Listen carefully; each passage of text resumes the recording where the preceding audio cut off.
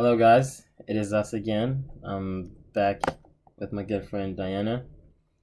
And Diana, do I have your permission to use you in the video? Yes. Cool beans. Alrighty, so I'm gonna ask you a series of questions regarding you and your ELL students. Sound good? Okay. Alright. Alright, so question number 1. What grade do you teach? Fifth grade. Fifth grade. At what school? France Elementary and KDISD. Okay, and how many ELL students would you say you have? Maybe about 5. Okay, that's pretty good. Alrighty. Alright, so what type of ELLs do you currently have in your classroom and what challenges do they face? Okay, I think most of my ELL students have already exited, or are on the process of exiting the ELL program. Because they're in fifth grade, right? Yes, That's they're right, in yeah. fifth grade. So, usually this is a time where teachers, are trying to get the students to exit the program as much as possible, because once they reach middle school, it kind of becomes harder for them to exit the program. Mm-hmm. Alrighty. And you said, what challenges do they face? Yeah. I notice a lot of them are usually the students who have low level of comprehension in their reading, or Are they good at speaking it though? yes, they're good at speaking it. They're pretty fluent at this point, like very fluent at this point. Do they have an accent or no? No. That's pretty good. Oh, okay. Alright, so what methods or approaches do you use in the classroom? And why do you choose those methods and how effective are they?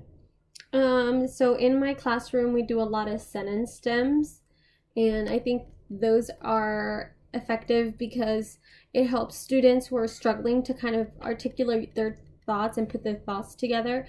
It allows them to kind of Like give them building blocks kind of yeah, stuff? it gives them a stepping stone to kind of move forward and kind of give them that push to say, oh, this is what I mean to say. It just gives them a phrase and a means of expressing it. Okay. Structure. Mm-hmm. Okay. Alright.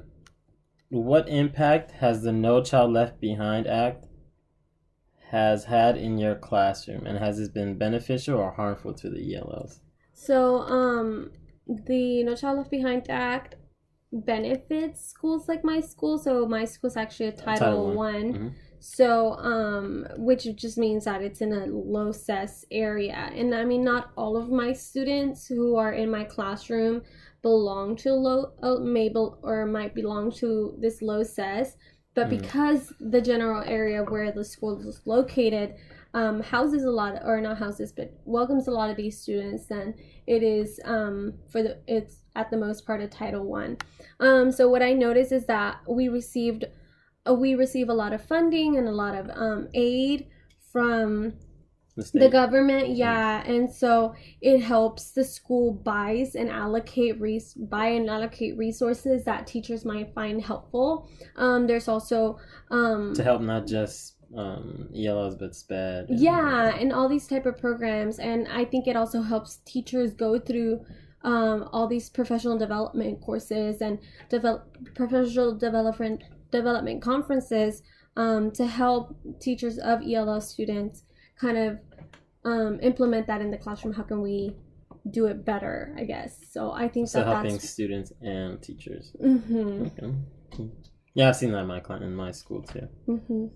Alrighty, tell me about how high stakes testing affects an ELL, and do you feel the assessment provides more accurate information about the student's knowledge? So I think that high stakes testing, and what comes to mind is like the STAR, for example. Mm-hmm. I think that for a student who, like a newcomer, this would probably not be the best way to kind of measure where they are at. I think that because it's so black or white, it's kind of hard to read where exactly the student is. I think that it might give you some sort of insight, but really it's a matter of conferencing with them, and where you kind of see, oh, they're, it's the numerical fluency, is their, it's like just a all of concrete that. score versus Yeah, what they they're actually know. yeah, so they might be flexible with numbers. Some of them, you might be struggling with comprehension. It might be vocabulary that they don't understand. So if you're trying to measure, The data is limited. yeah, Mhm. it's very vague as far as like what you're getting. Number versus what is it? Quantity over quality. Yeah, so you're getting a I don't know, I think just like the tip of the iceberg when you get kind of those assessments. Okay. Would you say the same thing goes for benchmarks too? Um, Sometimes yes.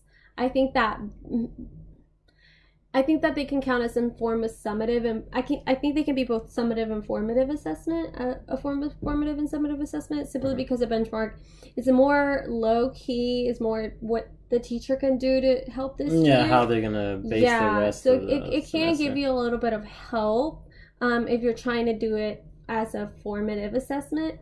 And so yeah, that's what I think. Okay. Well, alrighty, guys. This concludes our third vlog. I hope you guys enjoyed it, and thanks.